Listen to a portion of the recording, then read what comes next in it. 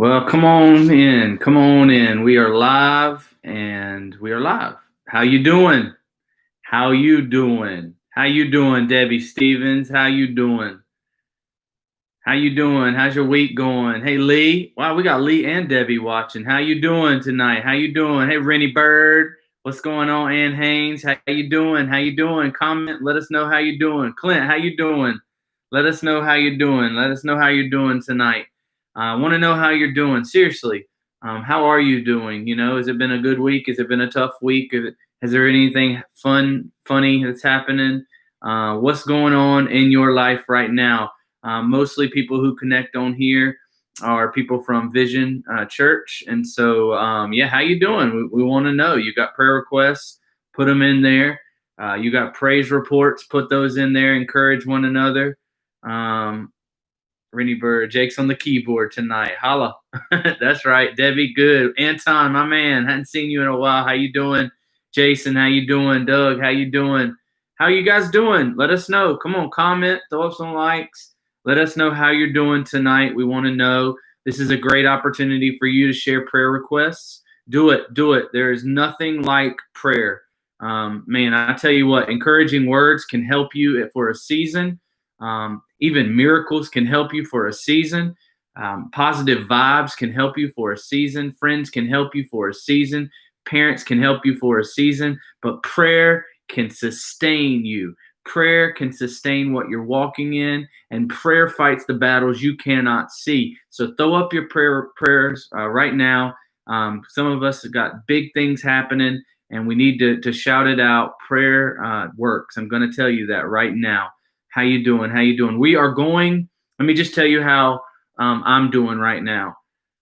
Today's been a little stressful, to be honest with you. My daughter, who I love and adore, she just had her awards ceremony for 5th grade. She's now in middle school. Today was it, and she got some awards. So proud of her. And to show her appreciation, we are painting her room. Like right now, we are in the midst of painting her room. And if I could pick up all 3 devices, I would take you in there and show you right now. Here, I'm going to try. Bear with me. I want you to see what's happening, okay? I've got this is crazy. I've got there we go. I've got my iPad, my iPhone, and my Mac all coming with me. I want to show you what we're doing, and this does relate to tonight. So let me just show you. Bear with me. Let's walk through. Yeah, here we go. And you can see how we're doing. Allison, we are taping, Allison, and I can't get you guys down because I've got 3 platforms here. Allison stepped in the paint and walked all over the floor, and I sat in it.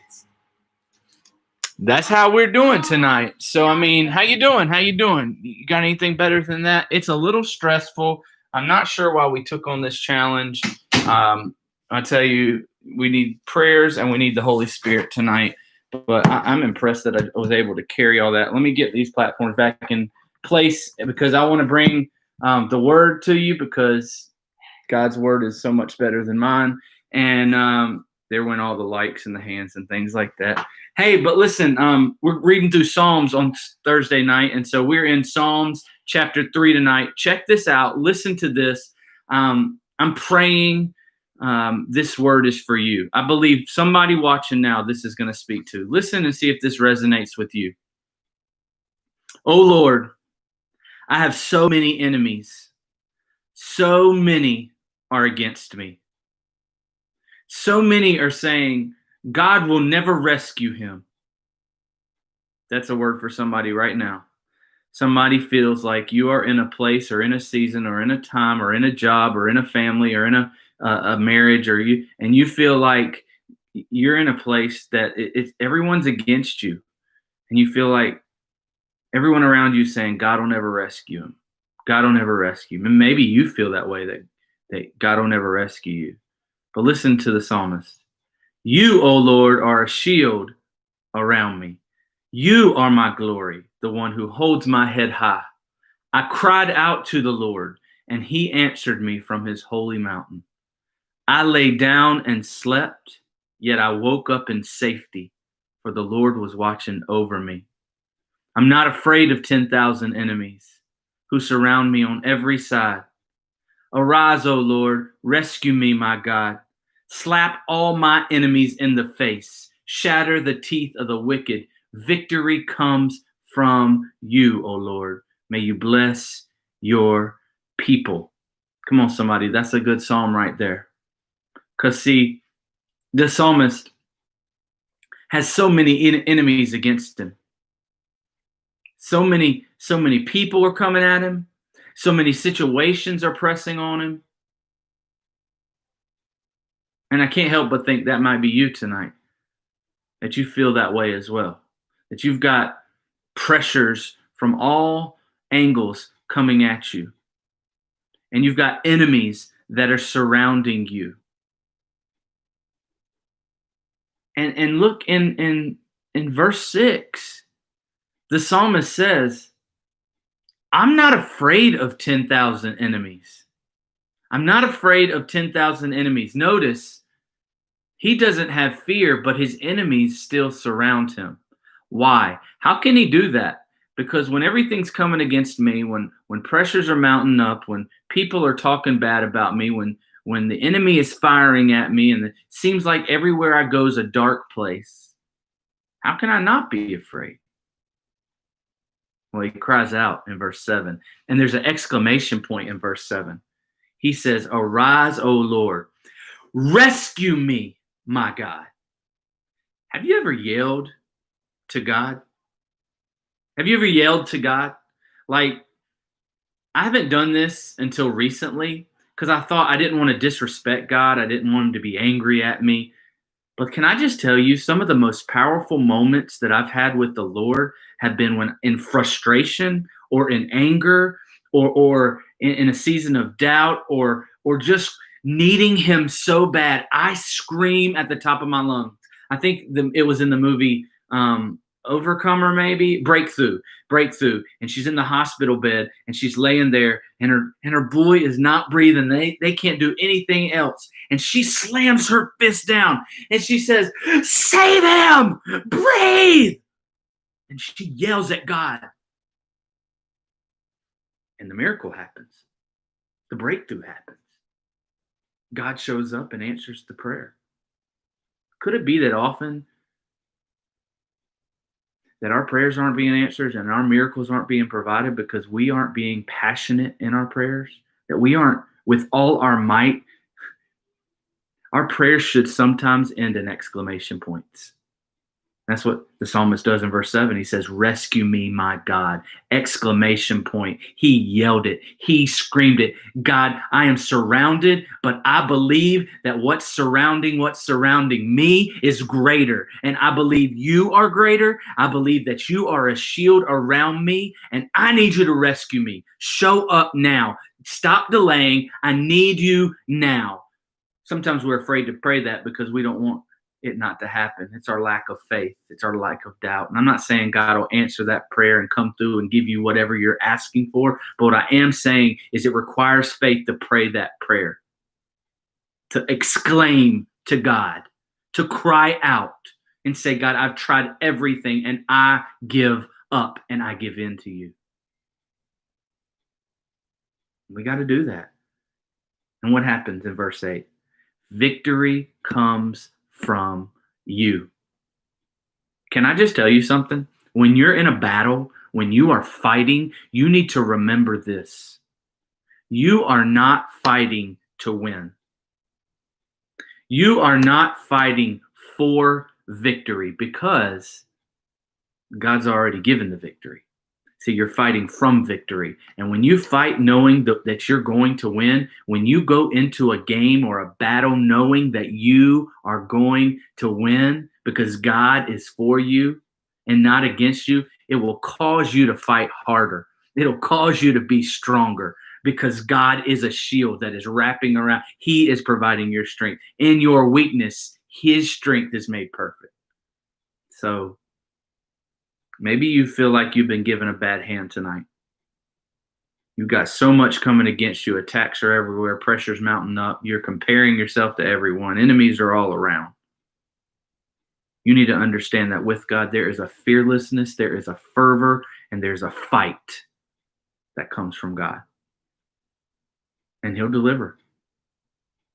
He'll deliver right on time. It may not be your time, but it will be right on time. So I encourage you, I challenge you to exclaim your prayers. Yell. Be passionate.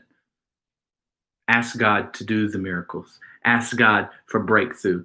When you can't do anything else, when you don't know where else to go, you cry out to God on dependency to him and exclaim it. Exclaim it. I hope that encourages you, man. Rescue me, God. Rescue me. I need him to rescue me. Somebody type it out. Rescue me. Rescue me. Some of you are fighting battles. The enemy is coming in your mind, and you need rescuing in your mind. You need to type out, rescue me, rescue me, rescue me. Some of you are just battling the same battle over and over and over, and you keep falling over and over and over, and you need to shout out to God, rescue me, rescue me. I'm tired, God, rescue me. And I believe he will, because he's the God of victory. He's the God of victory. Hey, I hope that encourages you. Psalm 3. Next week we'll be in Psalm 4. Really quick, I want to talk to Vision. If you're not a regular attender of Vision, if you are not a member, don't tune out. Just listen up. Number one, church, I miss you. I miss you. I miss the way that you look. I miss the way you sing. I miss the smiles and the encouragement. I miss your hands raising up to heaven to hear from God. I miss the Spirit working in you, that I can see that on Sundays. I miss it. I miss you. I miss you. Your pastor loves and misses you. I pray for you. I think of you. I'm burdened for you. You need to know that I miss you. Number two, know that our life groups are meeting. In fact, we had a couple meet in at Vision this week, and it was awesome.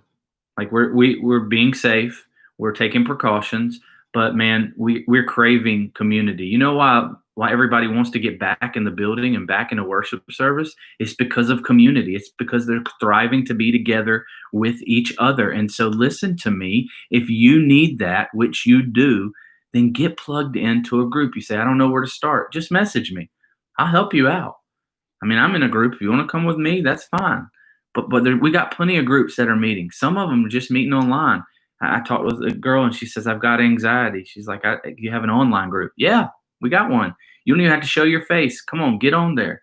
But life groups are meeting, and they're being missional, and they're being intentional, and breakthroughs happening in those groups. So get a part.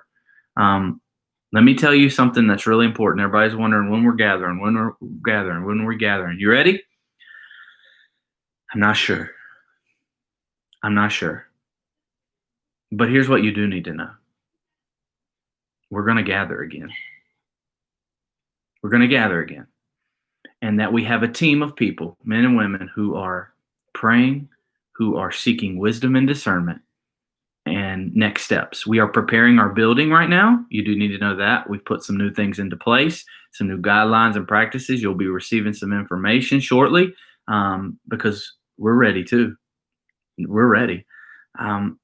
One of the things that we're going to be doing, here's a mark your calendar down. Mark it now. Write it down. I'm not going to say it, but maybe one time. Here it goes. You ready? Mark it down. Sunday night, June the 7th. Okay? Not 100% sure on the time. I'm believing it'll be around 5:30. Okay? Somewhere around 5:30, maybe 6. But more information will come. June 7th, that evening, we are going to gather outside and have a prayer gathering of some sort. I have no details for this, okay? But it will happen June 7th. It could be a drive-in prayer service. It could be a floating prayer service. But this is important. Prayer is the engine that drives the church. Listen to me. If we're not praying, and specifically if we're not praying together, then that means our church's engine is not running very fast. It could be not running at all. So we're going to gather on June 7th, and we're going to pray. There's going to be specific things that we pray over. We're going to be very organized and detailed about it, and you will receive more information very soon. But I'm going to tell you something. Prayer is what we need. Prayer is what we need because prayer points us to Jesus. I don't know if you saw this week, but George Floyd, an African American brother, a Christian, somebody who was passionate about getting the gospel out into an urban in the projects. He was killed. He was murdered.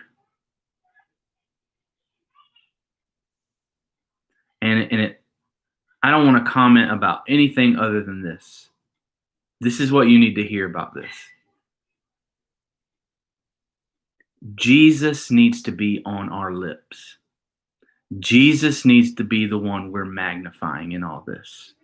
Jesus needs to be the one we're posting about. Jesus needs to be the one we're talking about. Jesus needs to be our everything right now. Because this world is lost and dying, not because of anything other than the fact that they don't know who Jesus is and there's not a personal relationship with him. And I'm telling you, knowledge about Jesus is not enough.